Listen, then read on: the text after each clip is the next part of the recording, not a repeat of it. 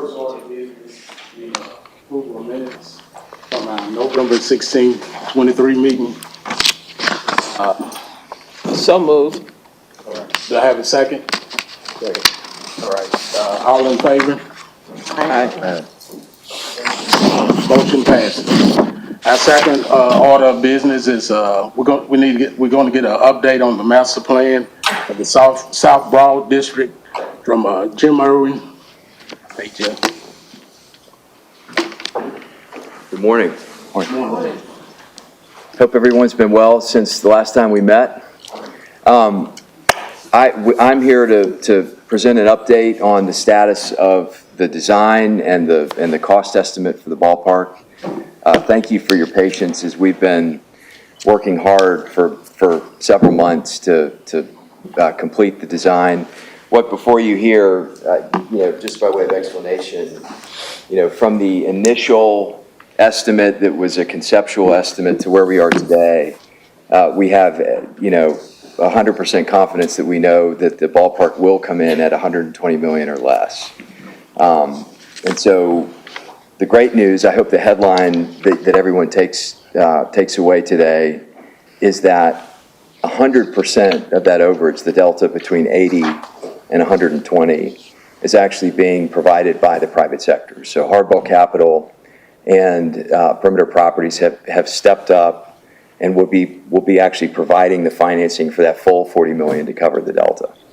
So what was previously approved by the city and county is essentially intact. There will be no additional dollars requested by taxpayers to fund the cost of the ballpark. So that's the headline. And what I'd like to do over the next few minutes is kind of walk you through some of the design updates and talk about the progress we're making with the surrounding project. And then following our presentation, Mark Mamontoff and some folks are going to be walking you through the financing plan, if that makes sense. So with that in mind, see if that, where are we? It may not be on.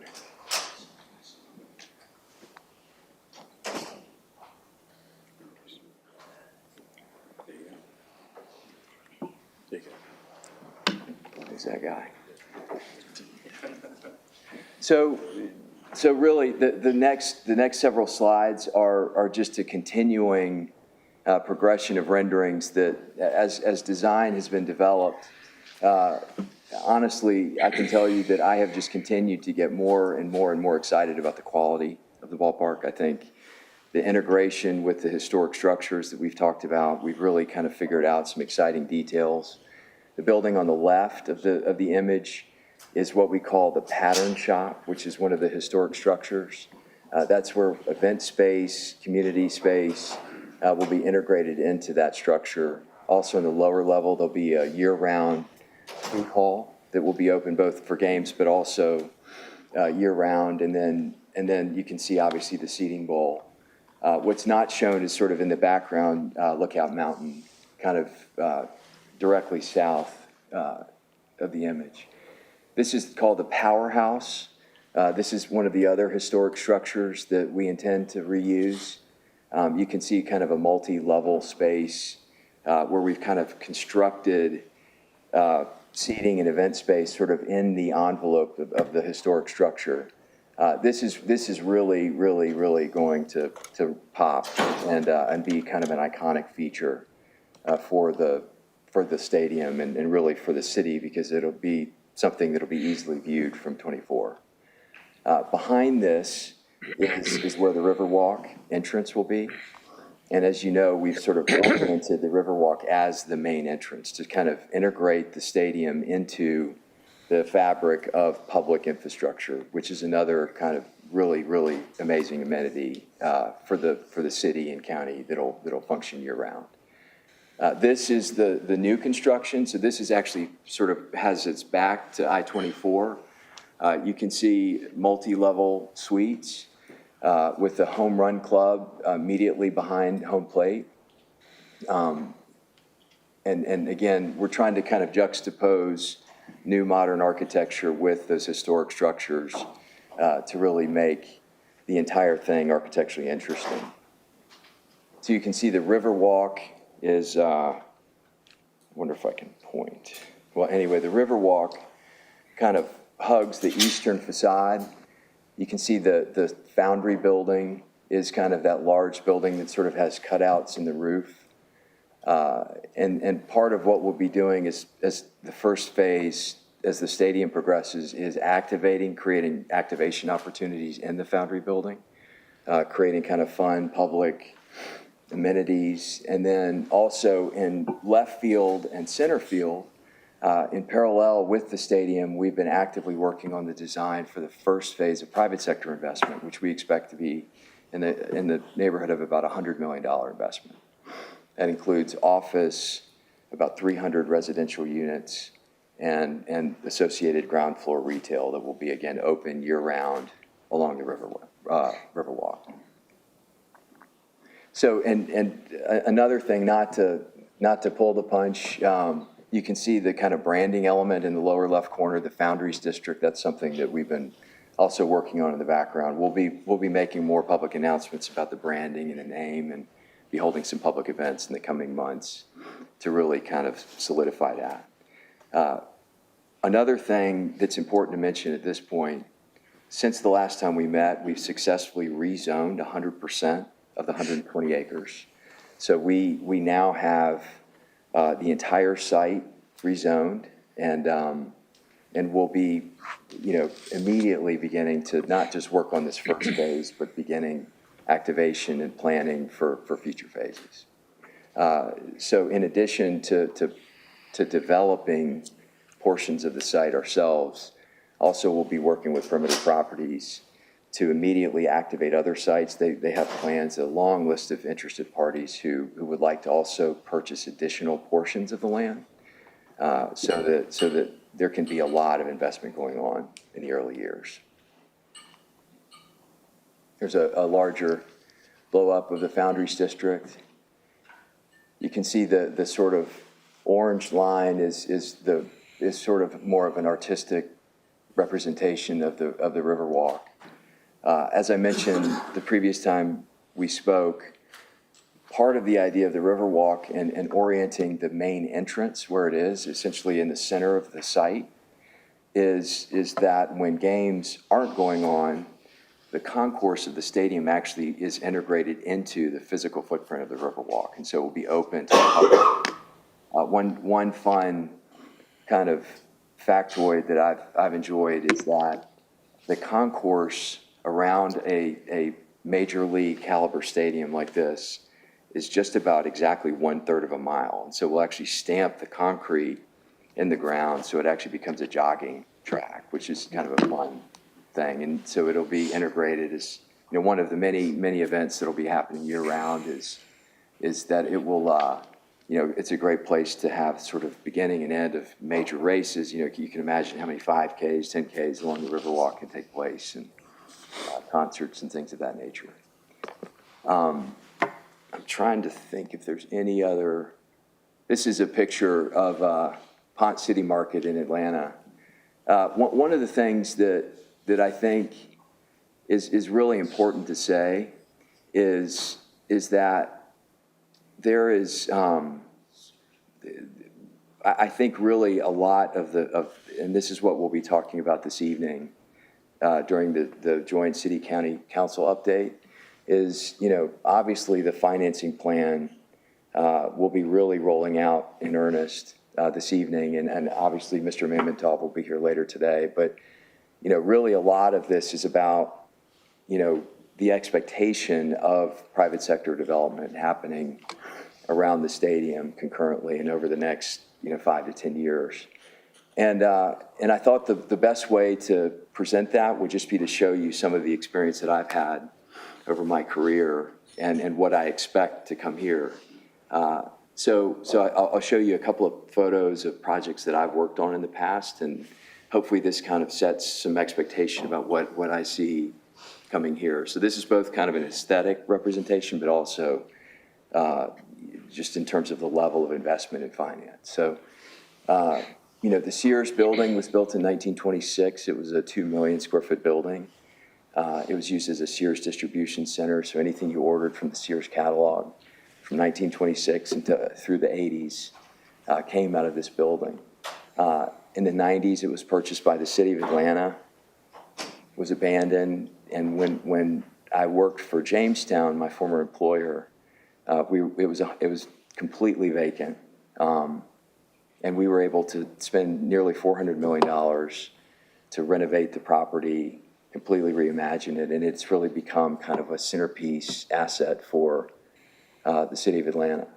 It's the #1 Uber and Lyft destination in the city behind the Atlanta airport, and it's been a tremendous sort of catalyst and was recently valued at just over $2 billion, if that is a good doppelganger.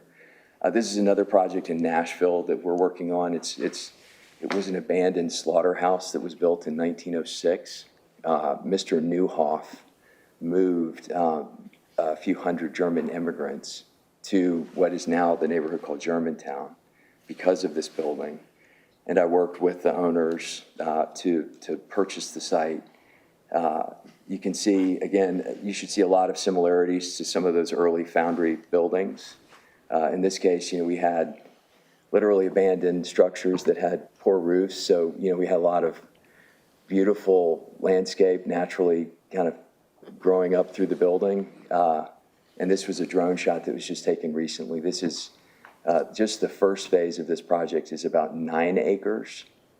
And we're investing about $560 million in this phase. This is actually still under construction and will be complete in a few months. Back to Atlanta, you can see Ponce City Market in the background. This was a project that we purchased from Georgia Power, our public utility, in 2018. And we've been in the process of investing nearly $1 billion in this 12-acre site. This is the first phase of office that was delivered about a year ago. It's about just over 500,000 square feet of office. You can see public parks and amenities in the foreground. That's actually a public plaza that we constructed and dedicated back to the city of Atlanta via reciprocal easement agreements in perpetuity. And then multifamily and a hotel on the left that so the multifamily opened about 6 months ago. And the hotel and social club on the left will open this coming May.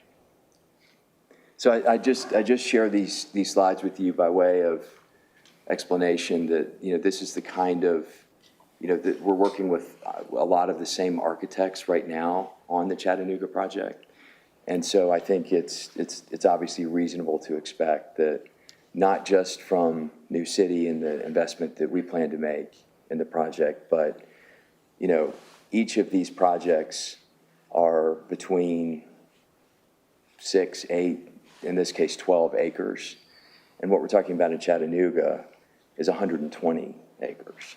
And so while we might not see 18-story towers right off the bat, I think you can feel confident that the level of investment that you'll see is very, very significant over time. In addition to the other thing I would mention is that the TIF district that's capturing the revenue to pay for the cost of the stadium is not just the 120-acre site, but the TIF district, as you all know, is over 400 acres. And so, we've already seen a lot of construction underway, and the arm's length Younger report that's been commissioned to study this, which will be released and given to you later today.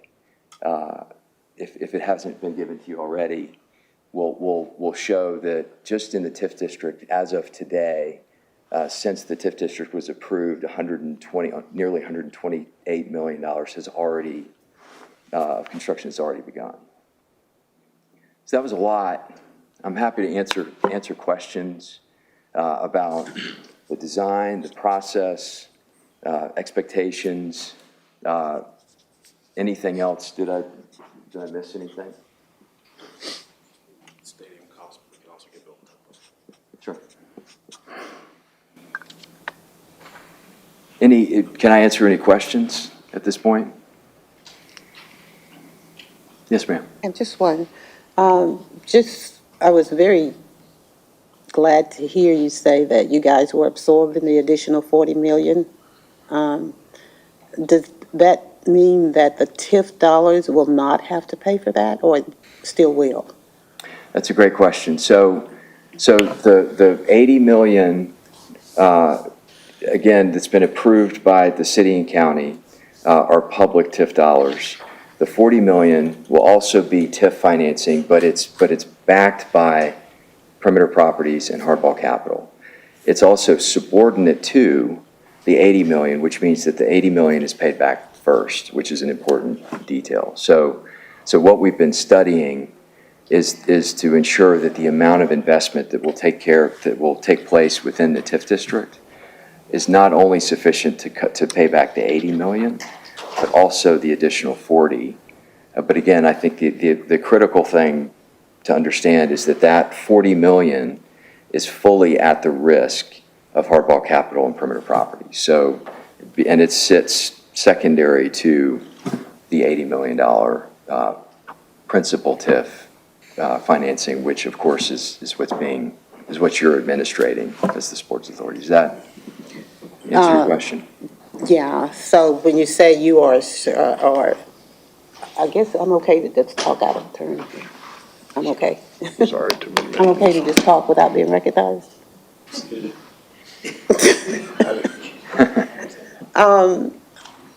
So when you say that you guys are assuming that risk, that just means you are entering into the loan. But to the extent that the TIF dollars are available, which are city tax dollars and county tax dollars, but to the extent that they are available, they will be used first to cover that. Is that correct? They'll first cover the payback 80. of the 80, and then they'll cover the payback of the 40. Okay. And then I think the thing that, just to preview some of the data that you'll receive from the Younger report, is that what you can expect within about a 10-year time period within the TIF district, and this is a conservative estimate, is about $1.1 billion, billion with a B, dollars of investment in new construction projects, which will then create about a $2 billion economic impact beyond the repayment of the TIF. So I think the thing that, what we're here today to present, we think is extraordinarily good news in that regard. Yeah, and so is this for a 30-year period, or is it, if it's paid back within the 30-year period, does it end? So, Is there a sunset to it? Because what I'm hearing is you expect that there will be enough money in the district to cover the 40 million. So correct. at the end of the day, the city and county will pay the additional cost of the 40 million if your projections come true. The city and county will not come out of pocket for those dollars. I mean, by way of TIF dollars. The new incremental Right. tax revenue, which is also paying back the 80, will I pay back understand. the 40. I That's right. totally understand. I just wanted to make sure that the TIF tax dollars, which are incremental to what we already have, but they are TIF tax dollars, will be used to pay the entire 129. Well, I know there's some reserves and so forth, but Correct, that's right. will be used to And pay. and also, the other things that we'll be paying off the 80 million of revenue include several other things, special sales taxes, the Lookout's lease payments also are credited against that. So I think when Mr. Mametof's here, I think he will also help he has a very technical presentation to Okay, help further that answer. outlines the financing. Yes, ma'am. Thank you. When you say that the 80 million will be paid first, so it's going to be paid in full prior to those TIF dollars going towards this secondary 40 million, or will it be a share along the way? Or? So I would say Mark Okay. has a detailed presentation that will answer that exact question. Are there any additional costs, with this whole development besides the 120 million? So we also anticipate that to also activate the site, to make to make transportation to and from the stadium possible, there'll be about $10 million of infrastructure costs, which includes utilities, public roads, stormwater facilities, things of that nature. And where would that funding come from? If it's okay with you, I'll ask, I'll probably defer to Jermaine to answer that question. Okay, yes. Another question that I know is out there that I'd like to proactively respond to is that including that initial $10 million of investment that I mentioned in infrastructure, to activate the entire site for the full 120-acre construction project, we anticipate that the full infrastructure cost will be somewhere between 18 and 25 million. But importantly, beyond that $10 million of infrastructure that will go to support the stadium, the balance will not be requested from public dollars. The private sector will be financing the balance of that. Okay. Okay. And of that 40 million, how will the 40 additional million, you say the lookouts would take part of that, pay part of it? And perimeter?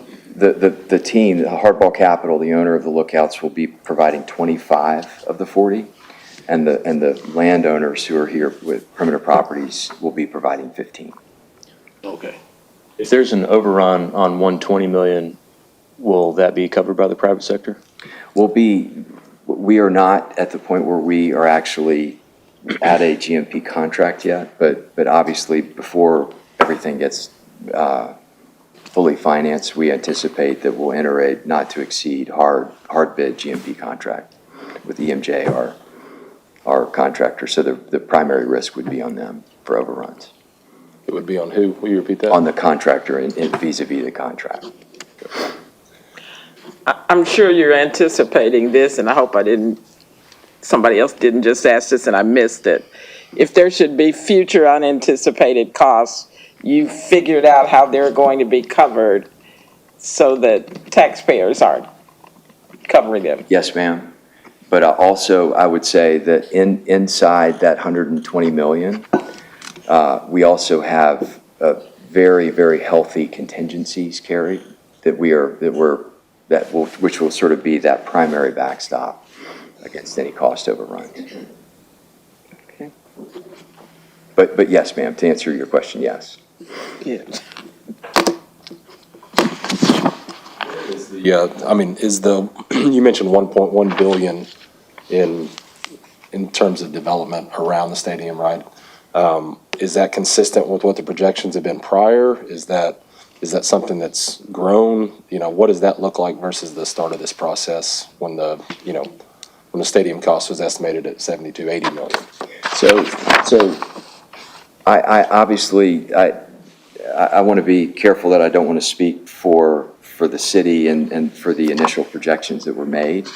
The initial estimate of the cost of the stadium was a conceptual estimate that was based on, comparable stadiums that had been built in recent, or concurrently, I should say.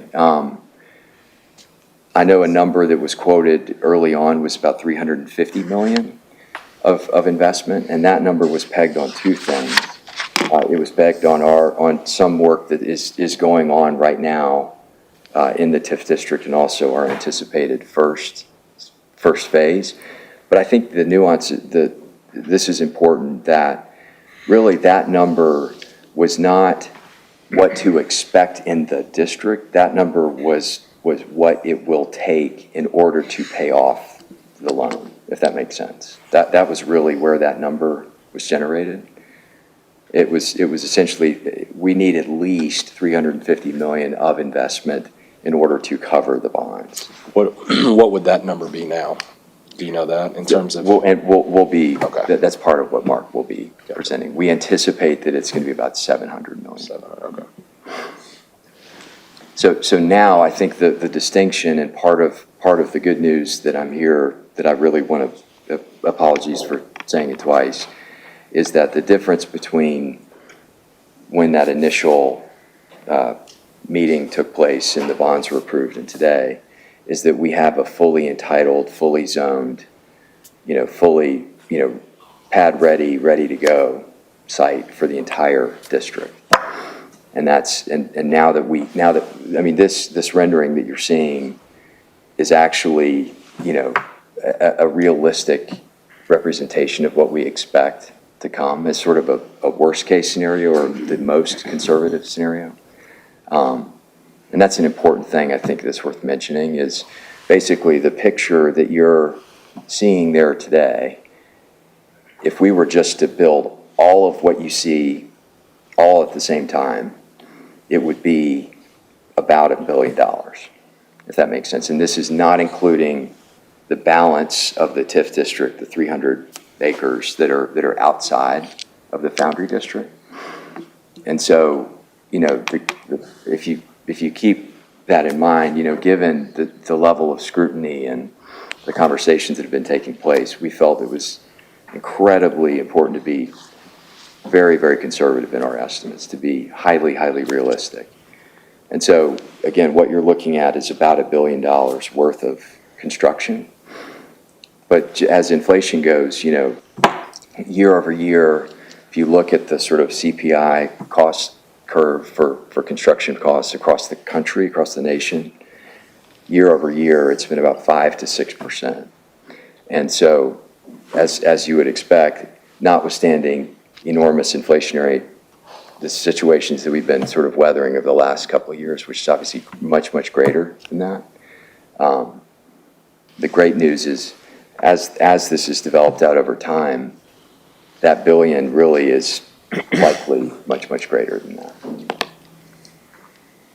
Did you say there's $128 million in current development? Did I hear that right? So the $128 million that is currently under construction inside the TIF district is outside of the 120 acres. So that's we're essentially trying to communicate good news on good news on good news, and that is that in addition to what we are actively planning and expect to commence in 2024 adjacent to the stadium, already because the TIF district was created and because the community is expecting the stadium to come, a lot of construction has already been announced and a lot has already gotten underway. And that'll be included in the TIF revenue? Correct, that's right. Anything that's within that 66 acres, rough, plus or minus, anything within that 466 acres that has commenced construction after the TIF district was approved falls within the monies that will go to repay the TIF. Great. Have we realized any of that revenue yet? I will, yeah. So to follow up to what Jim was saying, the base tax year, because the TIF was created in 2022, under state law, the base tax year for evaluating the property tax threshold is automatically considered to be 2021.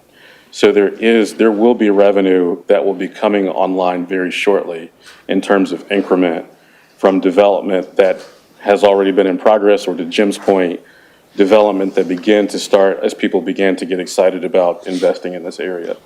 And so there is, I mean, for anyone who sort of drives down South Broad Street or around St. Elmo, there is currently, a 63-unit apartment complex being built. There is the Borough 33 Apartments, which is 300 units of apartments, along with 70-something townhomes, of which they built 12 of those townhomes. There is another townhome project that will be 60 townhomes along St. Elmo Avenue. There was also a new or an expanded veterinary center, which is also built along St. Elmo Avenue. And so because all of that new increment is happening, will sort of come online and hit the tax rolls after 2021, that becomes increment that sort of, that helps with this whole process, if that answers your question. It's coming. Yes, yes, and it has already started. It's already. It's already started. Yeah. I did want to give, if it's okay, I wanted to give our city engineer, Bill Payne, a chance to sort of talk about where we are in terms of the pricing for the stadium itself and the bid packages and where we are in that sort of process, if that's okay. Yeah. I had one more question. Sure. And it was, we still shooting for a May 25 opening date. So where are we at in the process exactly? Because we hadn't been updated in a while. Sure. And could you bring us up to date and bring the people up to date on where we're at in the process? Yeah, let me that's probably a better question for Bill. Okay. Yeah, so, thank you.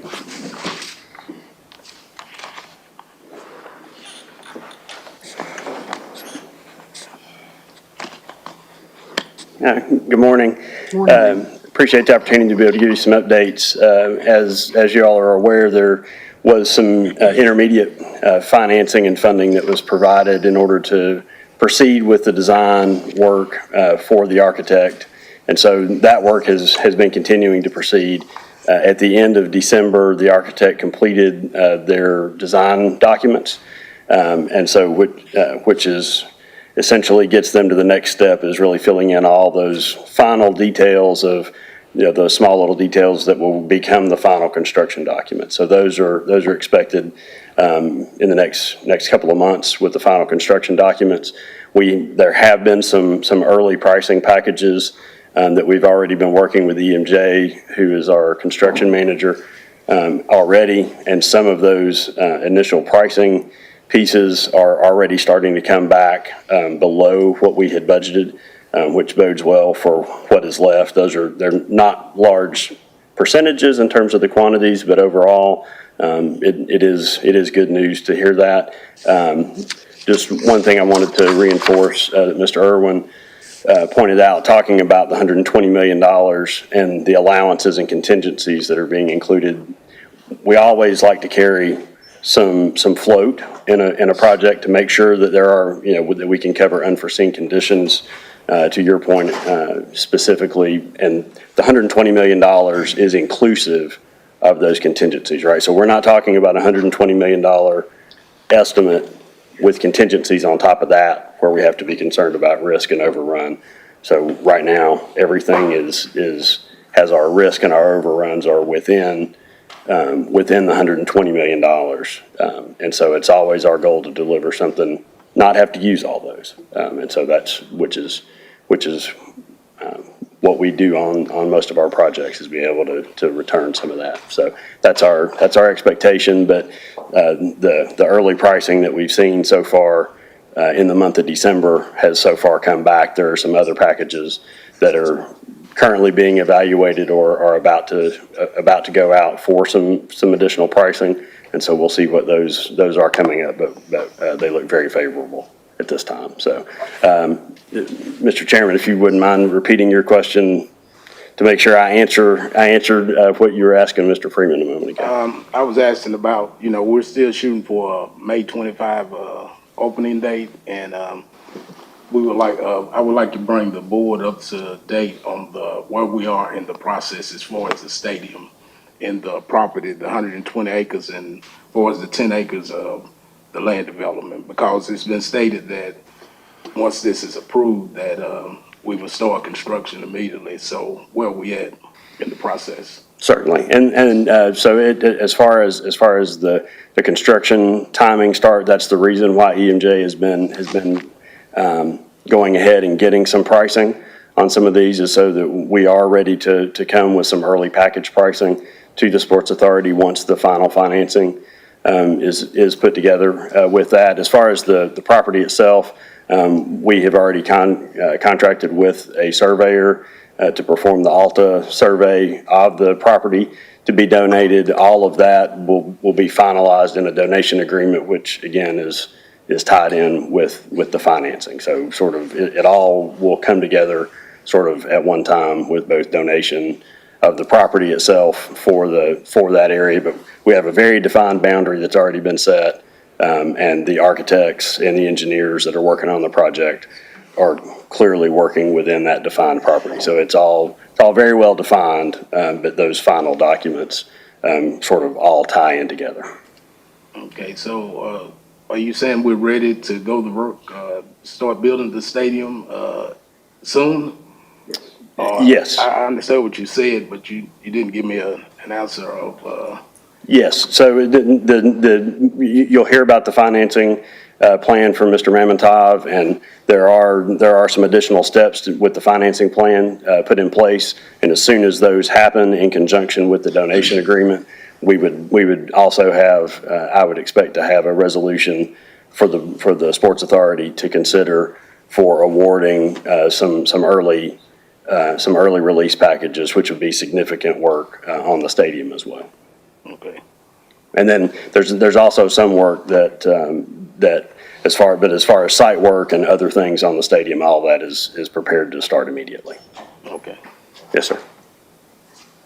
Do we have any more questions for? The increased costs, is it truly just inflation, or is there anything more specific that we uncovered during the process?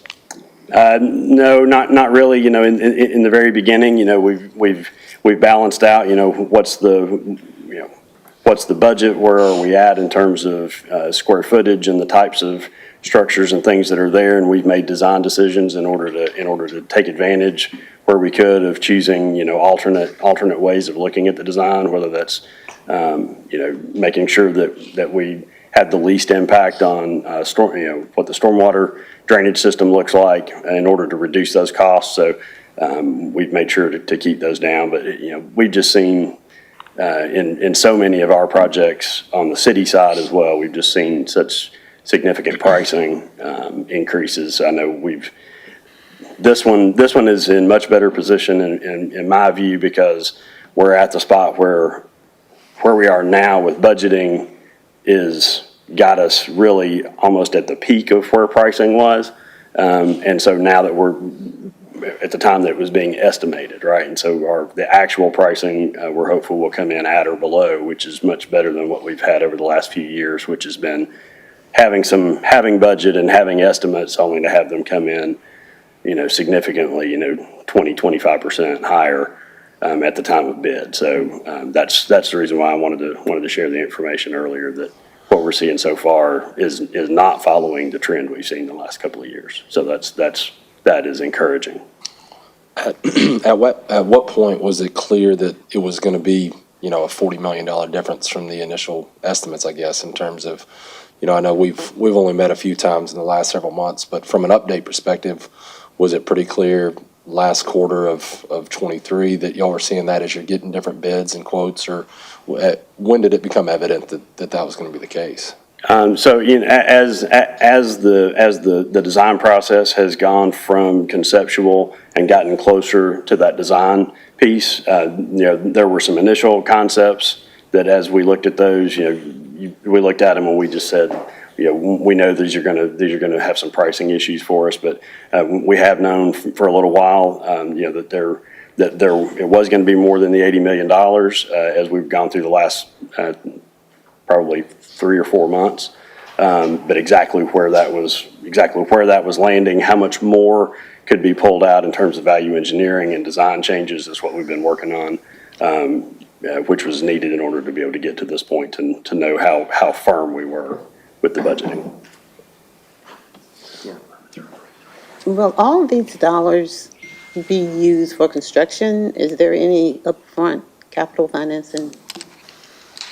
The $120 million number is the construction number. Okay, so there are no funds in there to pay debt service as we wait for the TIF to generate sufficient dollars? We should ask that. No, there's nothing in that 120. And Mark will explain that in a moment. Okay. If I could to maybe add to the, you know, just sort of anecdotally explain the budgeting process. If you think about an easier, less complicated example, like, you know, say you're building a new home, you know, you look at the most expensive doors and the least expensive doors, the most expensive fixtures and furniture, and, so when you're going through a iterative pricing process, there are any number of choices and so we've been working on, very, very fluid numbers for many, many months.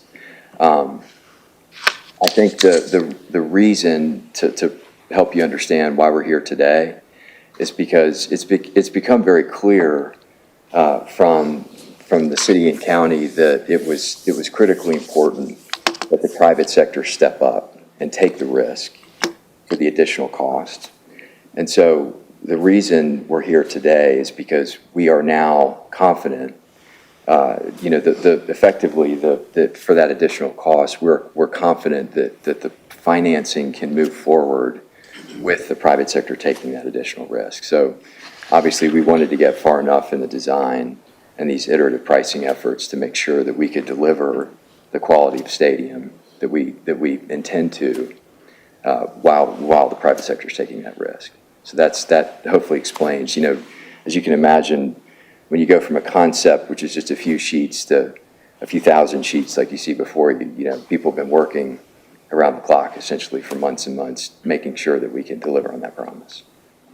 Yeah, no, I appreciate that kind of simplistic breakdown for me too. And I think you started earlier with 100% confidence in the 120 million, and that's kind of why I was asking. That's right. At what point in this process did we kind of know where we were shading as it's a collective effort to get these different budgeting and looking at different, kind of finishes, so to speak, as you mentioned. But that's what I was asking earlier too. I think Ms. Daisy might have asked this, but, is there anything in writing, I guess, on the backside of that 120 million that is going to, be guaranteed not from the city or the county or from the TIF district? Understood. And that is actually something that we are actively working on as we finalize the contract in the next couple of weeks before the actual financing takes place.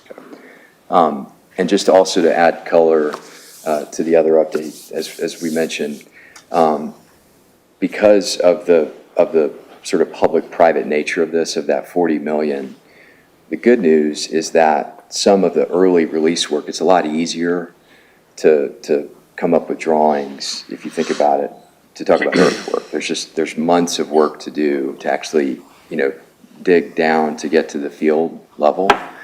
And so while the final drawings are being completed and some of those, we're sort of down to the minute details about, paint colors and signage and, the bidding, the seat packaging, just those very minute details that we have a lot of control over.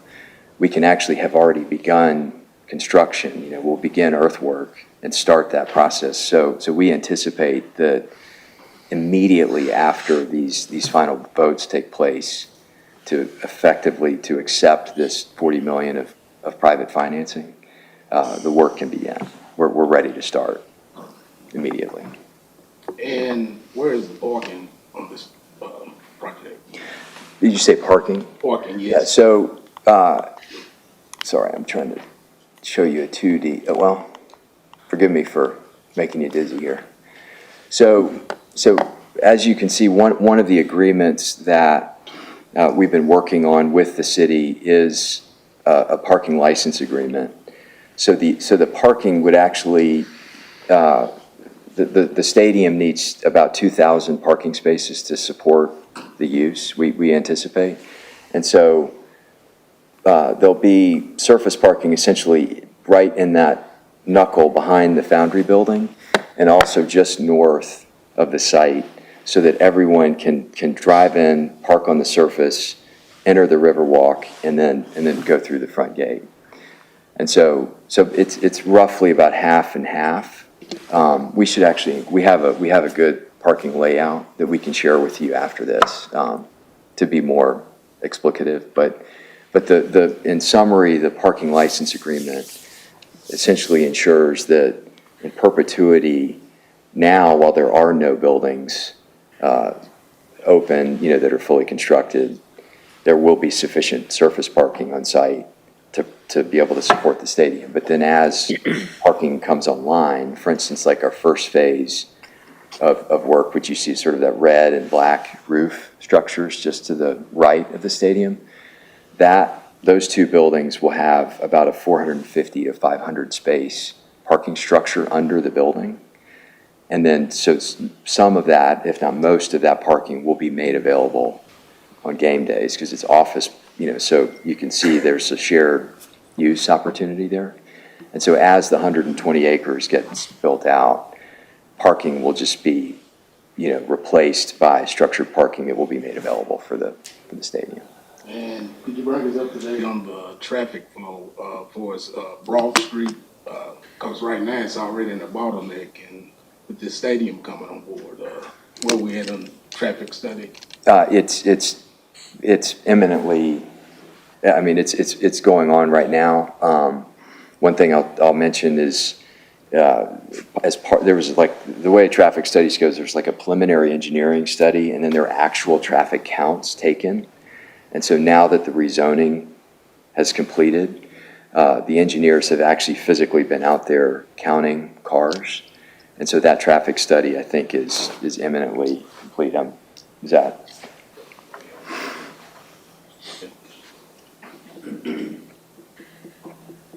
And if I should mention, it will, of course, be shared with you as soon as we have it. Anticipate mid-February. Thank you, mid-February. February, okay. Yes, sir. Any more questions from the board? Yeah, I got one. I'm having a hard time wrapping my head around this $40 million, okay? Inflation, 6 to 7%, is that, somebody mentioned that number, maybe it was you a few minutes ago. I would say under normal circumstances, year over year, it's 5 to 6%.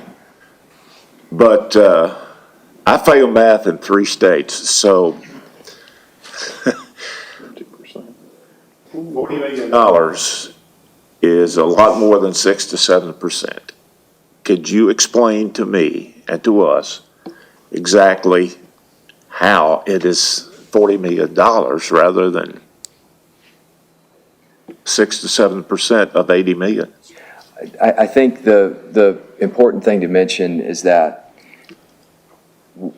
we are still in the midst of what is the greatest construction cost inflationary environment of certainly my lifetime.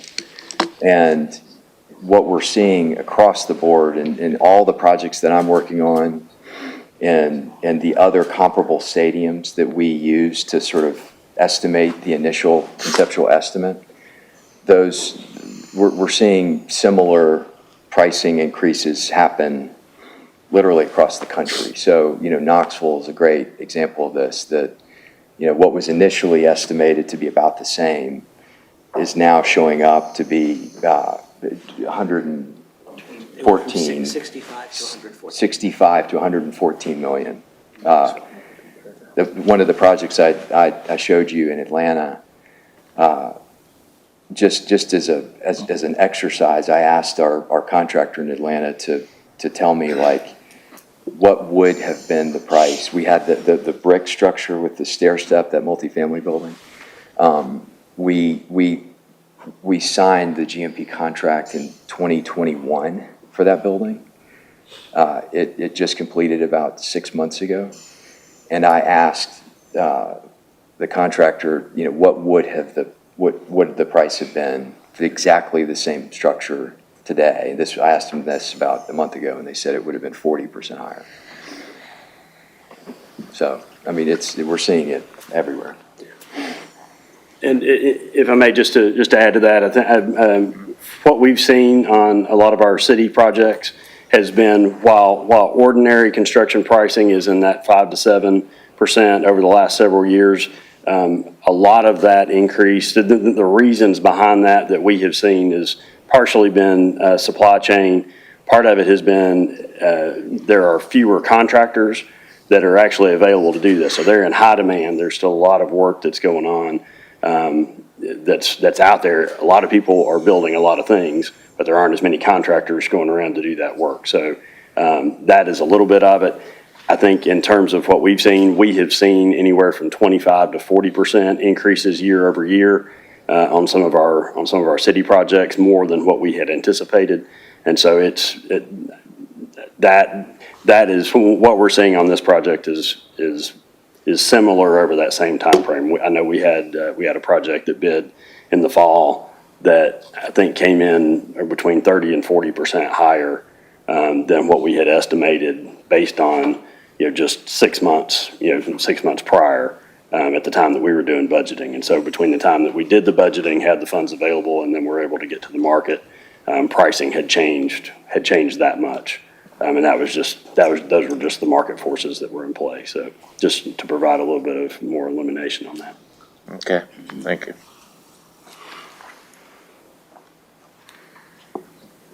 So happy to continue to answer any additional questions. Mr. Mamontoff is here to sort of provide the second portion of the update with the financing plan.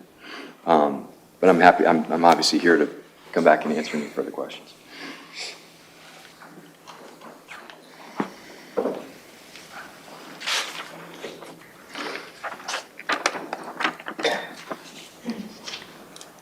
I think we're switching this. Hi, I'm Mark Mamontoff. I'm a lawyer with Bassbury and Sims. Our law firm's based in Nashville. I just like East Tennessee, so I live in Knoxville. And I had one of the more boring careers, but for those of you I've not met, I'm a bond lawyer, as they call it. What I do is public finance work. Our firm does does the bond issues, legal work for probably over 80% of the cities and counties in the state. And I've worked on every minor league stadium across Tennessee, other than your existing stadium, because it was not publicly financed. So, but have spent a lot of time and worked on all the stadiums in Nashville. The Titans Stadium, for example, was one of my first Sports Authority deals. So been down this path a lot.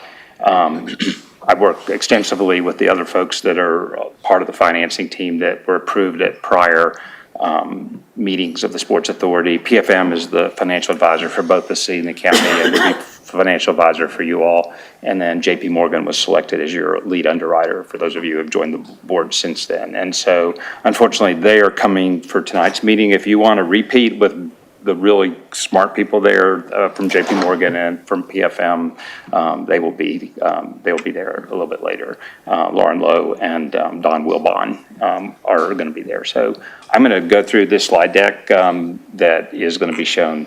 Also, I'll try to keep it short. Mr. Chairman, I know that you're supposed to be done in 6 minutes or so. Do you want me to try to get this into 6 minutes, or it'll? Anytime. Okay, I mean, if anybody needs to leave, I understand this is dry stuff, but I mean, this is largely what's held us up. It certainly hasn't been construction stuff. Bill and his team have been working hard. We just haven't had a financing plan, and we still don't have a financing plan. I don't want to, this is what has been proposed by the developer. And so what you're going to see here today is where we are in our negotiations, but this has not been agreed upon by all the parties. So, but it was time for an update, so this is what we're going to show you. You can control it. Oh, I get to control it? Now I'm all powerful. This is great. So I mentioned who the folks were. So for those of you, again, that some of you know this, but just as a reminder, how did we get here? Right now, we've got an approved agreement between you all and the city and the county approving the issuance of up to $80 million of bonds in principal amount. In other words, the face amount of bonds cannot exceed $80 million. They cannot bear interest at a true interest cost, which is an average interest rate for all the bonds of more than 6%. And they can't mature more than 30 years after the stadium is placed in service. So if it's a 1-year construction period, it'd be 31. If it's 2 years, it could be 32. The bonds can be sold at a premium as long as you don't exceed that 6% limit. And it's important, it's something that's been in the papers, such that you can sell bonds such that the principal amount is still 80 million, but in current market conditions, a lot of municipal bonds are sold at a premium. We could easily get somewhere between $5 and $10 million of premium. What was envisioned, and someone asked this question, is, I think it was you, Ms. Madison, is the premium would be what would pay cost of issuance relative to the bonds and would pay for interest during construction and a little bit beyond till the other revenue sources kick in. Again, that's what's currently envisioned. But the 80 million, the net amount would go into a construction fund to help pay for the cost of the design and construction of the stadium. So all of that would go toward construction. So what pays these bonds? The first source would be there's a special law that we drafted years ago that basically says all sales tax revenues, and I'm going to qualify the all, within a AA or above baseball stadium in Tennessee can go to pay debt service on sports authority bonds. So it's, so as you all well know, we have a 9.25% sales tax, I believe, in Hamilton County. You can go up to 9.75, but I believe you all are a little bit lower than what's the maximum amount. And so of that amount, 2.25 is local, 7% is state. Here, 5% of the state in sales taxes from the stadium can be used to pay debt service on your bonds. It's a special thing. The state on a monthly basis will figure out how much sales occurred at the stadium site, and they'll write a check to you guys, and probably be a wire, but that's a fairly big number, and we'll come to that a little bit later. The second thing is the rent. What's been discussed is $1 million a year, which is the same as Knoxville, but they've also agreed to a 1.5% increase per year until we reach a threshold of financing of capital expenditures in the Foundries District. The South Broad District, that was originally $350 million to, 18 months ago. We really haven't revisited that in some time. Then there's the tax increment revenues. They flow through both IDBs, the county IDB and the city IDB, and these are the tax increment revenues from the South Broad District. There's economic impact plans that have already been approved by both the city and the county for both the county IDB and the city IDB, such that the incremental tax revenues, then there's an agreement from the city IDB who will help facilitate the collection of the revenues to then contribute all those revenues to you all to pay debt service. And so that is a big payment source. And again, we'll look at that a little bit later. Parking revenues were originally discussed, and they still are very much in the mix. We just haven't yet nailed that down. I just didn't want to ignore that.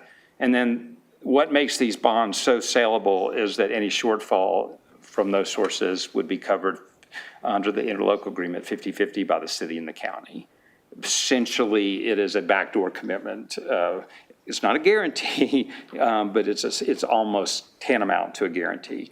And because of that commitment, these bonds will be, if it works the same as it did in Knoxville just 7 months ago, which it should, they will carry the same AAA rating that your city and counties carry because of that commitment. And so these would be very, very highly rated, desirable bonds. The only can be paid, and this is for a constitutional reason, they cannot use property tax revenues to directly make those payments. In other words, the citizens of Chattanooga, this Hamilton County, you can never raise property taxes to pay this debt service. It has to come out from other revenue sources, such as local option sales tax revenues, pilot payments on utilities, parking, my parking meter I just paid, things like that. So you cannot use property taxes. And by the way, that's how it's been done in Nashville for their 5 large stadiums, done in Memphis that way for FedEx Forum.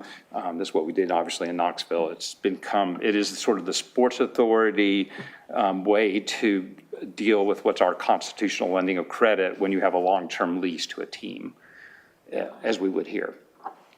So we obviously were somewhat stymied for a long time. We had an $80 million commitment for a bond issue. We learned over the last couple of months that probably the not to exceed amount is $120 million. As Jim mentioned, we end up with $114 million for a very similar stadium in Knoxville. I'm hoping for you all that somehow we can shave off a few million, but 120 is the number we're working with right now is sort of the worst case scenario. So how are we going to make that up? And I know Jim has talked about this, but basically what they would do, it wouldn't be a public bond issue. It'd be basically like a loan. It'd be a $40 million loan to the Sports Authority, which would be payable solely from whatever incremental tax revenues from the South Broad District would be left over after paying the debt service on the $80 million. So there's no commitment from the city. That 50% backstop would not apply to this. It would be payable solely from these revenues. It would not be any other revenue source streams that would be available to pay this. So if the development didn't happen, they would not get paid. And so it is a very high-risk loan at this juncture because nothing, there's some, we'll talk about some ongoing development in the area, but generally, this is would not be a publicly marketable loan. It's also a taxable loan because they'll have to guarantee it, and because of the private guarantees under federal tax laws, it can't be tax exempt, and therefore it bears a higher interest rate. They are looking at a variable rate of interest and something that's been discussed a lot, and that's, again, we're still negotiating. Why would a lot of folks say, why do we need to go back to the city and county legislative bodies? Was probably a good thing because the facts have changed quite a bit since construction costs have gone up dramatically, as you just heard. But under state law, for this body to issue debt, the city and the county have to approve the issuance of the debt, which they did for the first $80 million 18 months ago. This would be a similar approval for this additional $40 million if this moves forward. So that would be the two big votes that would go back to them if they choose to consider it. So this is a summary of the debt. There'd be two series of bonds, a taxable series and at a higher interest rate. And why are we doing a taxable series? Because that's payable from the lease payments made by the team. Those are private payments. There's private use of the stadium. Under federal tax law, you have to do that. Basically, so you'll see the Series B bonds or the taxable bonds, the Series A bonds are not payable from those rent payments, and therefore they bear, as you can see, an estimated rate that's 1.4% less than the other rate. And they both are a 30-year maturity. This assumes that we capitalize interest. In other words, the city and the county don't have to come out of pocket for any interest until July of 2026, that we would build this into the bond issue like I talked about before. And then you can see that this results in $80 million in the project fund, and you can see under current market conditions today, the annual average debt service on this type of bond issue would be $5.4 million, the two numbers there at the bottom. So worst case scenario, this should never happen, but basically the city and county would be signing up for their 50-50 split would be half of 5.4 million, $2.7 million a year. That's that. That would mean the team went bankrupt, the stadium didn't get built, that we got no sales tax revenues from stadium, and there's no TIF revenues. That's almost physically impossible, but that is the absolute downside risk to the city and the county. And the Sports Authority, we love you guys, but you have no assets other than the stadium that you'll have soon, hopefully. So there's no revenue streams that you all are committing other than what we've talked about. I talked about the sales tax revenues that we get from the state, and it also includes the city's portion of the local option, 1.125%, which is half of the local option. The school portion, which is the other half, will not be diverted for the stadium. So this shows just assuming a 3% inflationary factor, and it's important to see that this is real money. It's roughly, and this is done by CSL, which is short for Convention, Sports, and Leisure. They're a nationally known consultant, one of two or three that do these kind of reports all over the country. They came in, they did our similar report in Knoxville. Yours is a little bit lower than Knoxville because you aren't expecting to have your soccer team there. We have like 18 games of a soccer team there at our stadium, and so that juiced the revenues a little bit. But this is what they have projected in 2022. This should be higher now due to inflation, but these are 2022 projections from them. And as you can see, it starts a little bit below $1 million. It's about $800,000. And as you can see, it goes almost up to $2 million over the life of the deal. Inflation really helps with this sort of thing because your debt service stays level, but inflation makes sales tax revenues go up. This just shows, I'm going to be really quick on this. This just shows what the debt service schedule looks like. Obviously, just like a home mortgage, you got more interest in the early years than the later years. That's the tax exempt one. That's the taxable one. It shows that we're capitalizing interest through, until 2026. And I know there are those in this room that will sort of, this is not a good slide because they would like to start construction tomorrow, but this is, I didn't prepare this slide up, but this was prepared by the underwriters and Lauren, and basically gives you an idea of like the timing of what a bond issue would look like. And I can go, I know, again, Ms. Madison knows this stuff really well from her time at the city, but it gives you an idea of sort of what the major steps are and what would need to be done. So you're hustling probably 12 weeks out if we started tomorrow and could reach agreement on a structure. This is a critical slide that will be discussed more this evening, but just giving you all a little bit of a preview. So obviously the bond issue is 30 years, but if we try to put 30 years of debt service up there, the numbers would be so small you couldn't possibly read them. So we just try to show the first few years of what the debt service would look like. It kicks in 2026, so basically a half of a year of 2026, then followed by it leveling off at the 4.44 million that I mentioned. That's only the tax exempt bonds, and that's because the taxable bonds are paid from the lease payments. And so that's, you can see the total on the far right column, but that column on the far left is what would the tax exempt debt service. We pulled that out because again, we assume that the taxable bonds are going to be sculpted to match up exactly with the lease payments. And so then you subtract off that, and again, we're using the CSL numbers I talked about. We're subtracting from that the CSL numbers, and then we're subtracting the projected TIF revenues. Now, this is a critical number, and I just want to be super clear about this, is that these projected TIF revenues are based on three different components. One component is called core. They're under construction or just got their building permit. It's, Jim, you can correct me, but it's essentially on property adjacent to your development. It was previously on the perimeter properties, it was sold. It was sold by Perimeter Properties to Core. They're building a very large development there. And then we have 4 projects that are already well underway or some near completion already in the TIF district. That's, I think Core was roughly 167 million. Those other 4 projects are roughly 127 million. So without anything from Jim, we're roughly at 200 and almost to $300 million of TIFable, that's not a word, by the way, but of investment. And so, yes, and then the third big one is Jim. He's projecting $860-something million of investment on the foundry side, the wheel and foundry side. So obviously, he's not going to do $863 million in 1 year. He's looking at basically a 6 or 7 year phase in. He can correct me if I'm wrong about that. And 10 years. 10-year phase in. We tried to be conservative. And cores obviously won't all be opening all at the same time.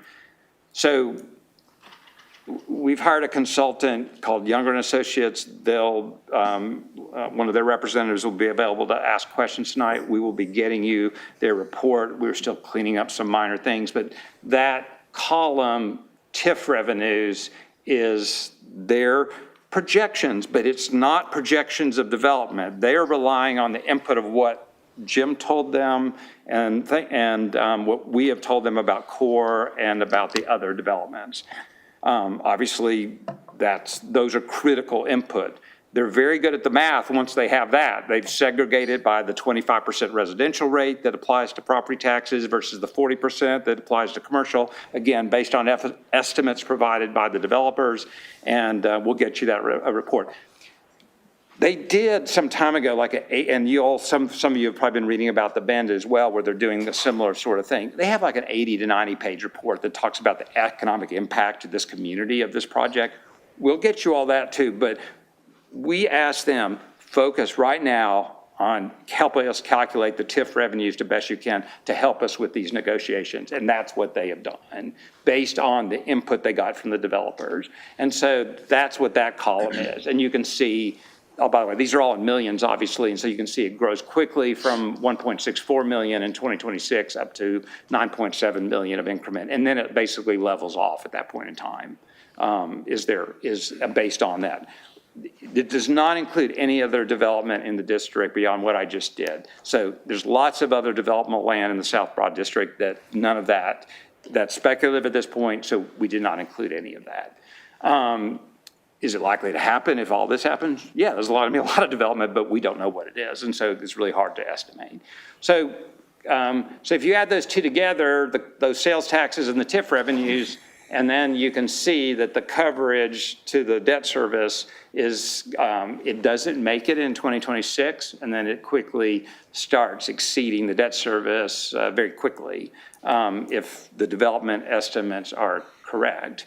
You'll see that the city and county would have to fund about $180,000, which obviously is not very significant. I know it's not my money, so it's easy for me to say, but $180,000 in 2026, and if these projections, development projections are accurate, it would quickly go away. Again, the projections are, I know there's something that will be focused on greatly, but we're trying to use the best numbers that are made available to us. So that next column, the remaining TIF revenues, that shows basically if we agree to do what the developers requested, that's the money that would be available to pay their loan. And I haven't done the math. It's really hard to do because they're looking at a variable rate of interest. You have to make a number of assumptions. Would that cash flow pay a $40 million loan? Yes. What year would that be? My best guess, having done lots of bond issues, is probably the 20th year, but I haven't done the math. We can nail that down. But there is adequate revenue stream to pay that if the community chose to use those monies in that manner. And I think Vicky's here, and I know Lee's here. You all can, I'd obviously love them to weigh in. They're great at math too. And then the last one is just column is a thing. So in the next slide, just for fun, to the extent people in my kind of business can have fun, JP Morgan say, what if only 50% of what they're projecting comes to pass? In other words, we already know we're at about 30%. Let's assume that Jim, as healthy as he looks, has a heart attack tomorrow and doesn't build much, And so then, sorry, Jim, don't mean to jinx you, but let's say he doesn't do, much development. This chart shows, well, let's assume they only built 50% of what they said.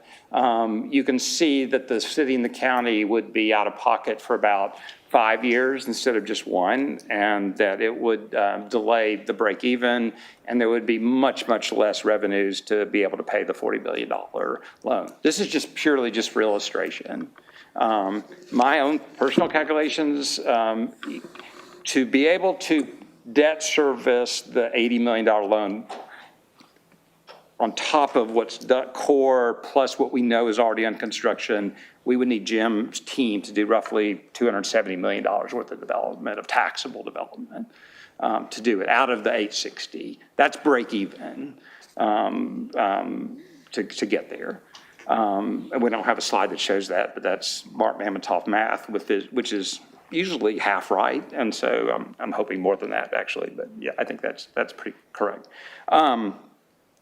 So, that's the big picture. Obviously, I'd welcome, I know we got the real pros here, Vicky and Lee, our mutual finance directors. I'd really welcome. I know there are concerns on all sides about various aspects, including the developer side, but this is sort of where we are right now. I know Jermaine asked me to be available to answer questions of how's this different from Knoxville. We have a $20 million subordinate TIF in Knoxville. Randy Boyd, who many of you will know, is the president of UT, ran for governor, blah, blah, blah. He owns the team there. He loaned $20 million. We did it as a redevelopment TIF through our housing authority because our housing authority is very active in TIFs in Knoxville. And so but it's essentially the same concept. So of our $114 million, we got $65 million from bonds. Unfortunately for you all, we got $13.5 million from the state. So that basically got us to the 80 million, that's 78.5, which is very comparable to your 80. So we basically were able to borrow less because we had a state grant.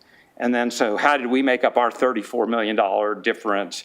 20 million came from a supported loan, 13 million roughly came from just direct equity that he did. And so a little bit different.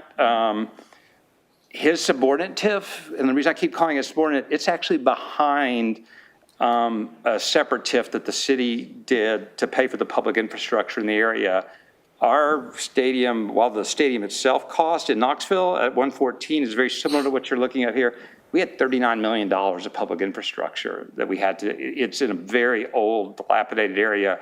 We had to totally redo the sewer system in the area. So we had roughly $14 million of utility infrastructure that our version of EPB paid for. And then we had $14 million of basically road improvements that the city is paying for, but being paid back from incremental tax revenues from the TIF district that's around the stadium. And after that is paid each year, then Randy Boyd gets paid on his TIF. So his is pretty speculative. I think he'll get paid. I'd give it very high projections from what we're seeing. People are saying, I mean, basically, it's an old warehouse district, and it's already, all the buildings are flipping. Many of them are being torn down. It's going to just be a different place fairly quickly. But it's I'd love to, at some point, if this moves forward, I'd love to obviously give you all a tour of what it's looking like. But it's fun. They found a creek bed in the middle of the stadium site this last week, so that was a little bit of a discouragement. But you know, those things happen. So that's sort of the differences a little bit with Knoxville, but very similar cost. Actually, interest rates have gone down probably 30 basis points since we did that deal. And so hopefully we'll keep going the right direction for you all. Questions? I know that's a lot of financial jargon, and I'm sorry that you got stuck with a lawyer instead of the thing. It will be filmed tonight if you want to hear JP Morgan and PFM, but we'll be covering a lot of the same material. Questions? Wow. Either I did a terrible job or a really good job. One of the two, so. Yeah, I have a question. Could you put that chart back ahead, up? sorry. But you go first. Well, you go ahead, but put the chart back up. Okay. So you made kind of if something was to happen, the development wasn't made to get up to around that $700 million mark that he had mentioned earlier, which Yes. is kind of that break even. That's the shortfall risk to the city and county. What does that look like? Have y'all negotiated any alternate means of funding for those kind of shortfalls in terms of the city and county risking that, or? No, I mean, it's been the city and I believe county's position. Again, I welcome correction, but that the 80 million is the max that we're going to go, and that the exposure for the city and county would be limited to that 80 million. And so there's not been really any discussions that and I believe it was a good faith proposal, have offered this $40 million proposal to only get paid back from the excess tax and there's been no discussion of like providing any additional credit support or stuff. They have been talking to their banks. They have some really positive feedback. This is a hard loan to do with a lot of stories to it, but I know that they're working on it hard, working as hard as they can on it. So I'm assuming, I think you all said that the city and county will be repaid for the first 80 million before any dollars go toward paying the 40. I'm really glad you said that, Ms. Madison, because I forgot to cover that. So if the city and the county have to advance money in early years, in my best sort of perfect example of $186,000, they would get reimbursed for even what they had to come out of pocket before they would start getting paid. So the city and county would be made whole first. So then if it takes 25 years, 20 years for that to happen, what time period is there in which the city and county would have to pay back or, reimburse the developer for the regular loan? I mean, not the regular, the 40 For the million. subordinate $40 million? Yes. Is it limited, is the time period limited to 30 years Yes. total? Mm-hmm. So if all of this debt is not paid within 30 years, then whatever is out there, it's just out there. That's exactly right. The way the TIF laws work Except is, for the first 30. 30, yes, it's Except for 30 the years. first 80. Except for the first 80, but the city and county definitely will pay theirs. Yes, for 30, I mean, what's envisioned is that the 80 million would be a 30-year bond issue. Why is it a 30-year? Because I'm sure Vicki and Lee would tell you that we do a lot of 20-year bond issues, is that the state sales tax allocation, which you saw grows dramatically, it's for 30 years, no matter what. And so if you pay it off in 20 years, you left $10 million on the table that the state otherwise would have given to you. So you match up the 30-year bond amortization with that payment source. The TIF has been approved by the comptroller's office for 30 years. If we work out a new financing structure, we will need to go, and we've already been keeping him up to date, we will need to go back and make sure he's still fine with it, but I believe he will be, is that the TIF revenues, and I know I'm getting in the weeds a little bit, and I'll try to be quick, is that you can have no more than a 30-year allocation from any parcel of property within the South Broad District.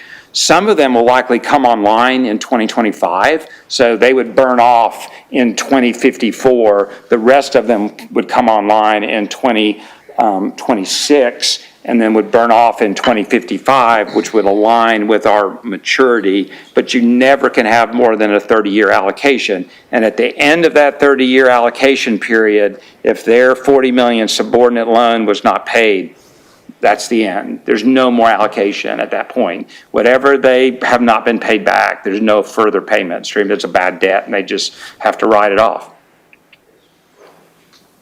Is that answering your question? Yeah.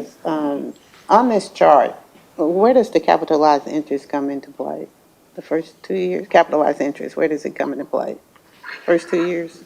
The capitalized interest is built into the debt service because it's effectively borrowed as part of the premium, so it's not really shown, except it's reflected in the NAs, or actually the asterisks in the first column, where it shows no debt service, because what we're anticipating, if we close this in April or May, the first interest payment would likely be December, and then you'd be semi-annual. And what this assumes is it would take it all the way till July 1 of 2026. And so that's why it's showing no debt service payments in 2024 and 2025. We don't have to capitalize interest. That's really a city-county decision. If you want to borrow, not have as much bond premium, which will lower your interest rate, it would mean they would have to come out of pocket under the interlocal agreement for interest in earlier years. Yeah, but that means that we're actually, there's more bond proceeds to pay back. Yes. Yeah. It's not uncommon. Jermaine was reminding me that this is the 50% slide. This is which he was calling doomsday, which is probably very accurate. This is but it's still you can see that there's no debt service in the first 2 years. I'm sorry, Ms. Madison, I didn't hear your second question. No, I said, I got it, and I said that's not uncommon to have capitalized interest on projects. Not on revenue-producing projects, yes. As you know. Often you wrap the interest, it's just like a home loan in many ways. Often you build your construction period interest into your home loan and finance it. That's what this anticipates. Not legally required. State law does allow you to finance interest during construction and for up to at least a year thereafter. Okay. If I may, so these are reasonable estimates, I would assume. Reasonable. You expect that this will come to pass in terms of the amount of TIF revenue that would be generated. They're not very, what do you call it? They're conservative estimates, meaning they're low. They're not, they're not very liberal. Yeah. Well, of the three components that are in there, I think the other projects that are already under construction are extremely conservative. They're already under construction, so we know how much their capital expenditure are. Jermaine sent around, he's got pictures of them starting construction. I mean, I think that's extremely conservative. The core development has already pulled their building permits. They're starting work. They have multiple phases, so we're assuming they're going to do all their phases. So I would say that is moderately conservative. I don't believe they're here today, but they will be here this evening from core to talk about their development, and Jim could answer questions. And it all comes down to Jim, and that's why he's got to answer. I think he would tell you those are conservative development estimates, and I would welcome him to say that, but I know that the finance folks would want me to be very clear. These are not the city or county's estimates. They were relying on Jim's expertise in development. I don't know if you want to add to that. I would also, and before I agree with Mark, I would also say that Another important thing to mention here is that these estimates assume that zero additional construction goes on in the 460-acre site, the TIF district, outside of the Foundry site. So in an effort to be conservative, the city and county directed Younger to assume zero additional dollars. So not a single gas station, not a single fast food, just basic, just normal construction that improves value. So outside of the 120 acres, this assumes zero beyond that 127. So therefore, if So- that's, So I'll cut you off. So what I would say, Mark's job is not to speculate, obviously. My role is the yeah, speculative so developer. therefore, it's highly unlikely that the developer would have to pay any of this debt service, This, aside from the lease payment. I believe that these estimates are extraordinarily conservative. So it would be, so that means then, or does that mean then that it's highly unlikely that the developer would have to pay for the additional 40 because of the remaining TIF revenues? I think and I'm not attempting to be pedantic, I just want to be very clear. The private sector, the landowners and the team are providing a loan to you to pay for the additional costs.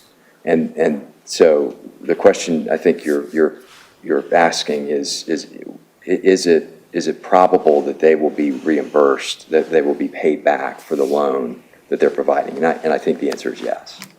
Right, so, which means then that the city and county then, by way of the TIF, is expected to finance the additional 40 million by way of the TIF. Do you want me to? Go ahead. I mean, I'll try to answer if you want me to, yeah. I think, I understand the question. I'm trying to not. Ms. Madison, I think what you're asking is, yes, the 40 million would be reimbursed from TIF increment, but there would be no backstop guarantee from the city and county. So to the extent that the TIF increment falls short, that's on the developers. Got it. And that's why I asked, these are conservative estimates. So you really do expect that they will come to pass, since, we're not in some sort of major recession or something.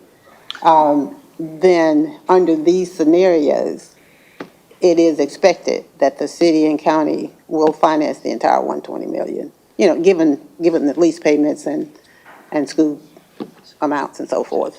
Is that a true statement? Based on these numbers? Yes. Okay. I mean, I think, this is just my own personal view, I think it's very highly likely the city and county will come out of pocket relatively modest amounts on the $80 million. I can't, you saw the estimates, that's based on a lot of assumptions. I believe those are conservative, and I believe that that as you saw, even if they only do 50%, given the already construction in the district, what we know, I believe those are relatively conservative numbers. On their 40 million, I really, that is, as I said before, it is a high-risk loan in terms of getting paid back from increment that isn't, the construction hasn't even begun yet. So that will it likely get paid? And I think your question, Ms. Madison, you correct me if I'm wrong, is would that be being paid with public revenues? The answer is yes. Those are property tax revenues that otherwise would think, but if I'm the developer, and I'm not, I want to be very clear, I represent them in no way, but if I'm them, I'm saying, but those revenues would not exist unless we do the development. It's sort of that's really the argument on any TIF is, but for. If they don't do the stadium, there won't be the development, so those revenues would not exist anyway. But are they ultimately public funds that would be used to pay this 40 million through tax increment revenues? The answer is yes. Yeah, and I didn't really need a defensive position. I just wanted to make, because we start out saying that, a general taxpayer may assume that the $40 million, while it's a loan that is not made by the city, it's a private loan, it's not clear necessarily that the city will pay that, is expected to pay that off. Yeah. Right. So. Well, I want to make sure we're on the same page, Ms. Madison. Right. The city will not, the documents will be absolutely bulletproof clear that neither the city, county, beyond contributing the tax increment, will be responsible for paying $1 of Understand debt that, service. but based Yeah. on your numbers, Yeah. you expect that the city will pay this off. Yes, I do Based believe upon- it's a that's what- reasonable, Yeah. from the tax increment revenues, I believe that it is quite possible that there will be adequate tax increment revenues to pay off the 40 million. And therefore, sorry, again, so I think I'm sure this is incredibly clear, but in the event that we're all wrong, there will be no general fund, cost to cover that 40 million. The risk is on the private sector. So the increment that's generated from this additional, construction in the district is what's paying the 80 and the 40. And, but, yeah, I understand, and thank you all, I appreciate your patience with my questions. Of course, yeah. And the only reason I go there is because, as the TIF district continues to grow, I would think that probably the need for public support will continue to grow.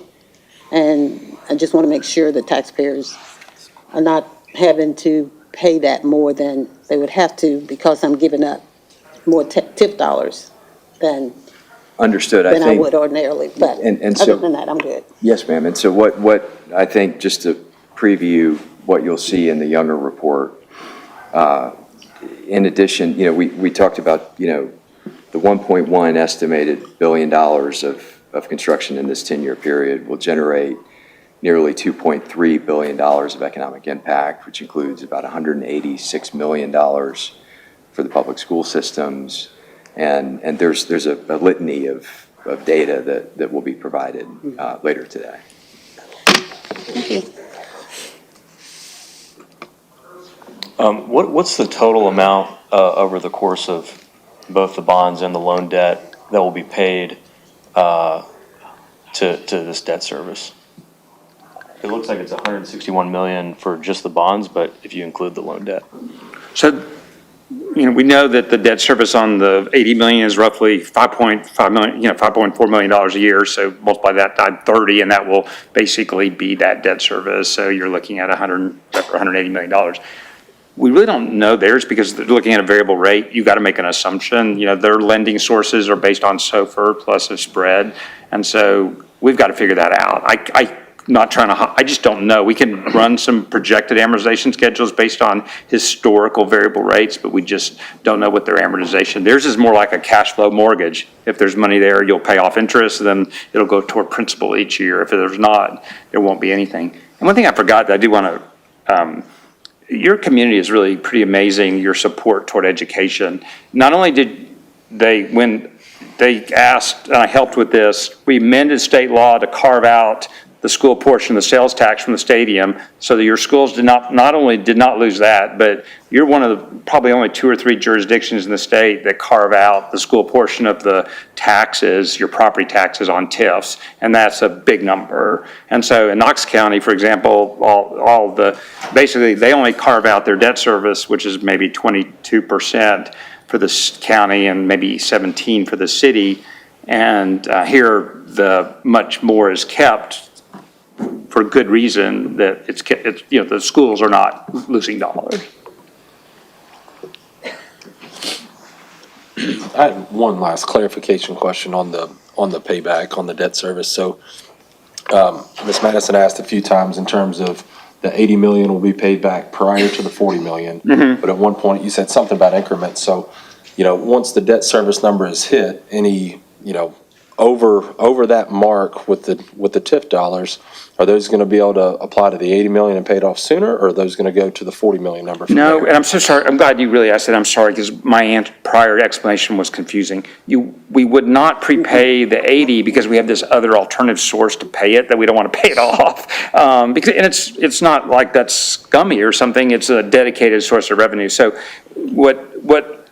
again, all this still needs to be fine-tuned, but what I would envision is that you would, once you felt very comfortable that you've paid your debt service for that year, you've reimbursed the city and county for anything they paid, we still need to have some conversations about a capital improvement fund to the stadium. You may want to put some in there just to make, we already have some commitment for it, but it's likely not fully adequate, that you may want to put some in a capital improvements fund so that when you need a new roof or something on the stadium one day, that you have a source to pay that. Still need to be, but after that, yes, I would envision that that money would then be available to pay debt service on the $40 million. Okay, but it would not, and I know you said it's still being fine-tuned, but it wouldn't go towards if there were a greater need for public support, like she mentioned, in terms of, for everything that's going on there, it's not gonna go back into the city and county. It'll go to something tied to the project. Still, yes, I'm glad you said with the preface, still to be negotiated, but what they proposed, the answer is no. I mean, it would be, all of that would go to pay off their loan until it's paid. Thank you very much for being so patient. Any other question? That was a good question, though. Let's say the cost of this, I mean, the things happen in that district that, or with that stadium, and because we're leasing it, we have to pay it. Major construction, costs $5 million. The Sports Authority, really, city, county, would have to cover that from another source of revenue? I'm sorry, you're talking about if there are cost overruns or? Yeah, I guess that is what it is. Yeah, it's cost overruns. So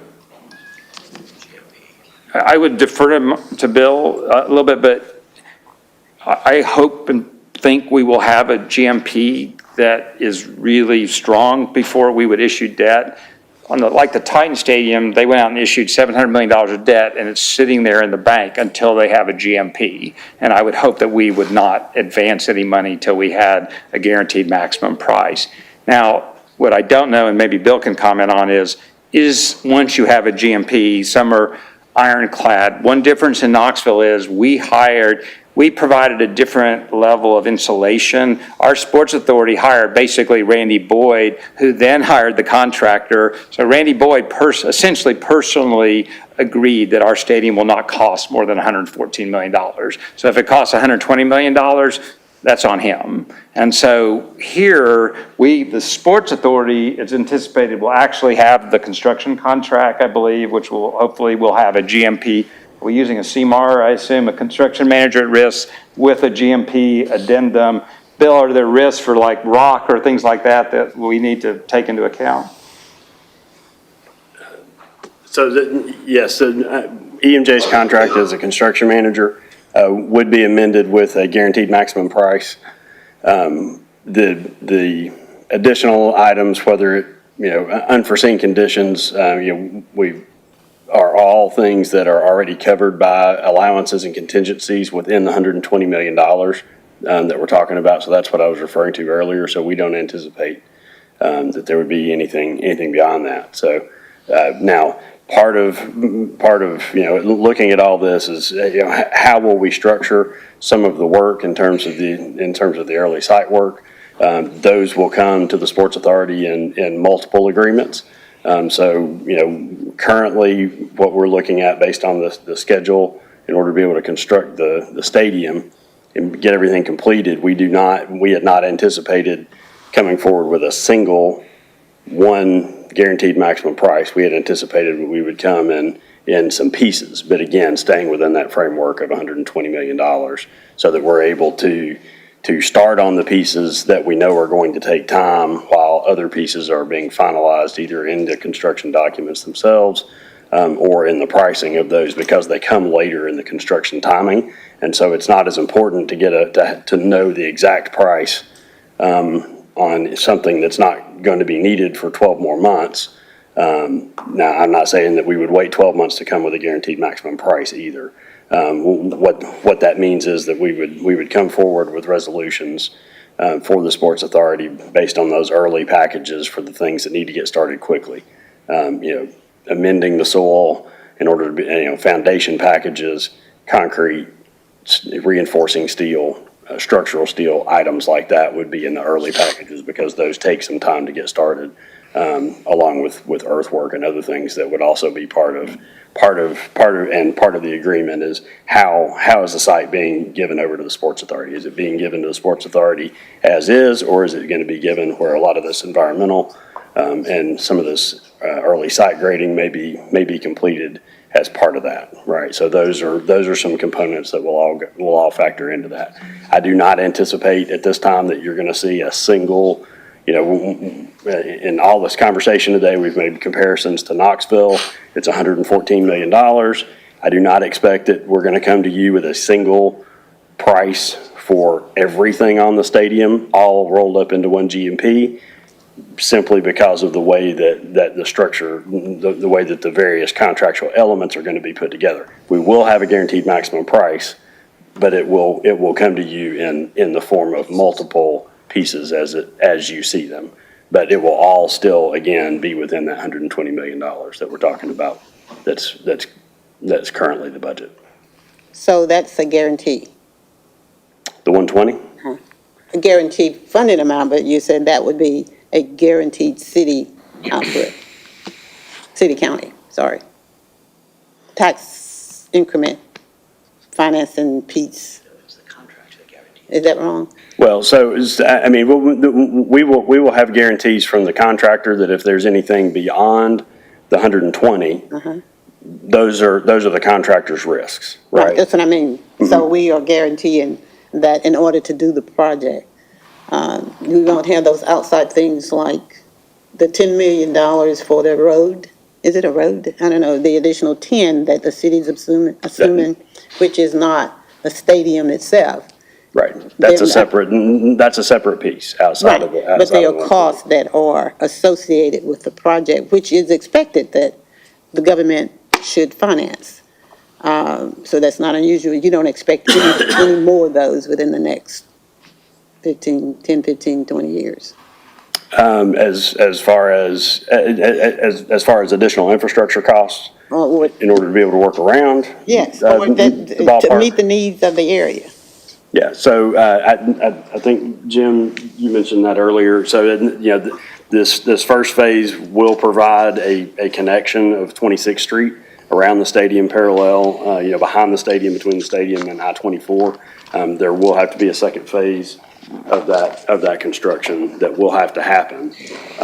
To activate the entire site. Yeah, you Sure. want to comment on that? Yeah, no, I think the initial $10 million, as I mentioned, will be sufficient to service the stadium, to allow people to access the site, park, and also utilities and things of that nature. Any additional infrastructure beyond that to further activate the balance of the 120 acres would be on the private sector. Thank you. Yes, ma'am. Theoretically, it's just that theoretically, if something comes out there, because I've seen so many change orders and I've seen, things happen. We need a change order because that wasn't part of the initial contract. That wasn't maybe necessarily anticipated. Just theoretically, if there are additional costs aside from the 10 and aside from the 120, you're saying the TIF revenues could not be used to cover it? Is that what I'm hearing? And I'm fine with it. I mean, I'm not trying to say it should or shouldn't. I'm just wanting Understood. clarification. I want to be sure I understood the question. You're asking beyond the 120 and beyond the 10, would TIF revenues be used for anything beyond that if something comes up? Yes. Yes. I'm not aware of anything that I'm trying to think. Yeah, how to there's answer no that. discussion of doing that Yeah. at this moment. I mean, if there is discussion, obviously, we still need to figure out the Alton Park connector and how that's going to be paid and things like that. But right now, there's no discussion of them being used in that manner. Right, and that was kind of Yeah, I think- piggyback on that says the TIF revenues, all of them has to go toward payment of the secondary loan as well as the first, Right. before you can use those revenues to cover other TIF-related costs. I do want to emphasize that is the proposal on the table. We're still, Okay. negotiating. Just consider that. Yeah. Okay. Yes. Mark, just a question. On one of your earlier slides up there, you were referencing the aspect of parking as one of the issues that might be involved in here, the cost of parking. And I'm just trying to make sure, we were just hearing a little bit ago about licensure agreements here potentially for areas of street level parking, but I hadn't heard anything about construction of parking lots. I haven't heard anything about costs that might be available for people to actually go and watch a baseball game other than walking there. So I'm just trying to make sure, how are they going to get there? And if it's a licensure agreement, then obviously that licensure agreement can expire within a certain period of time and would not be dedicated parking. So I'm just trying to make sure, how does all that qualify in here? Based upon, that's one of the revenues that would be applied to the cost in this process. Yeah, when our good friend who moved on to UTC, Brent Goldberg, was working on this, he was estimating $200,000 of parking revenues a year to help pay debt service. And so that's why I want to make sure that we've not forgotten that and it's still out there. But Phil, I'm so really glad. Again, I'm sorry if I'm getting in the weeds too much, but right now what's anticipated, as Jim showed you, is 2 significant surface parking lots right next to the stadium with 2,000 parking spaces that still to be negotiated who's going to grade them. I think they would largely grade them, but essentially those would be not very fancy lots. I mean, they need to be safely lit and things like that. But what we have to negotiate, and I'm sorry we have missing pieces, but I can tell you what the discussions are being, and I'm sure that Jim, I don't think he probably sounded a little bit of a jerk about this, is that I keep emphasizing we can't lose our parking. It can't be a terminable license agreement. We have to have parking. Having said that, and Jim quickly, he acknowledges that, but we've got to work through the terms of that. What they also though need is, as they develop, we want them to develop. That's part of the thing. So we may need to be in a position, we need to work through an agreement that allows them that if that next site is a parking lot, that they have the ability then to construct a substitute parking. And someday, I don't know what that day is, probably 10 to 15 years from now, if it is as dense a development as Jim is expecting with lots of structured parking as part of office buildings and the like, there may be adequate parking as part of the structured parking. This is a really hard agreement to draft, and I've not yet, I have not focused on this because we've been really trying hard to get a financing plan together, but we've got to really work through carefully on parking. I know that Jim and his team are willing to work in good faith to do that, but as Bill points out, it can't be a terminable license agreement. It's got to be really a strong commitment that we will always have adequate parking at the stadium side. And since those revenues are to be considered as part of the payoff of this, it's got to be something that's got to be dedicated at least for the term of this agreement here, I would think. But yes, if we're going to have that revenue stream for the whole term, I think Brent was only counting on it for like the first 5 to 10 years originally. So those are deep. I hate to call them details. They're important issues that have yet to have been fully negotiated. Yes, sir. But that's part of the tax increment that would be generated. Yeah, well, it'd be parking revenues. They would be taxable revenues. So they would be really added to the lease payments and part of that taxable series of bonds. Okay, sir. Thank you. Mm-hmm. There is no more questions? Anyone? All right. I would like to thank everyone for their patience. Thank the board members for great questions, and thank you, Bill. Thank Bill and Mr. Irwin, Mr. Mark, and Jermaine. Just thank everybody for the patience and trying to get this thing done. I know this is going to be a major project and a major decision. These 40 extra $1 million, and just my personal opinion. I've said and I've looked at it. That property is an eyesore. It's the first thing you see coming into the city, and I would just like everybody to consider that. Chattanooga is a growing city, and this is an opportunity for us, and just take all of that into consideration. And that's it. You have something else to say, man? No, I was just going to say we appreciate that, and we do realize that the site obviously has been blighted for a long time. As I have mentioned before, I think it's been blighted for probably most of me and Matt's and Brett's adult lives. And so, although I think I'm a little older than these two, but I think that we are, really anticipating that we can pull this off and that we can really sort of change and reshape and change the trajectory of our city over the next few years. And I think that we are, really looking forward to the project. I know it's difficult. No project of this magnitude is ever going to be easy. And so we understand that, there are complexities and things that are hard to understand about the price increase, because obviously, we saw the same thing in Knoxville from 65 to 114 and Chattanooga from 80 to 120.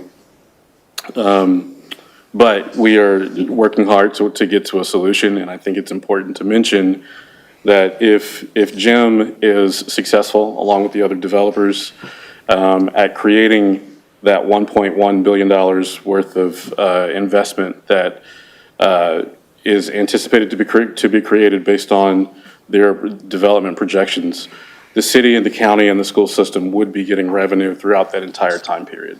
And so that's an important point to mention, just because as we talk about the repayment of the 80 and the repayment of the 40, it is important to mention that the way that the TIF structure is established for both the city and the county, there is constantly revenue going into the city, the county, and the school system throughout the TIF, not just at the end of the TIF. And so I just wanted to mention that. Okay. Can I have one last thing? I want to thank you guys for your patience in answering all the questions and so forth. And this is a good project that addresses a blighted area. At the end of the day, is this in the develop? I don't care who answers this, but generally, when you give up tax revenues, you just say, but for test? Are we saying here that but for the additional $40 million, this project would not happen? Yes, because. I mean, no, let's say it the other way. But for the $40 million being paid by way of TIF. Yes. Okay. And I think what we're also saying is that the development that's projected to occur, that will create the tax increment, that tax increment doesn't get created unless the development occurs. And so all of you who have lived here in our city for a long time realize that when you drive down I-24, whichever way you go, and you're driving around Moccasin Bend and Lookout Mountain, and you look over and you see the site, well, the site doesn't really generate a lot in terms of property tax revenue for the city and county currently. And so in order for, this tax increment to be provided, the development has to happen. And so yes, to answer your question. It would not happen unless we do that. Correct. Right. And my parking meter has expired. That's why I was looking at it. Jermaine is gonna pay it for me, I'm sure. I don't have anything else. Thank you, Mr. Chair. That's all the questions and all the answers. The meeting is adjourned.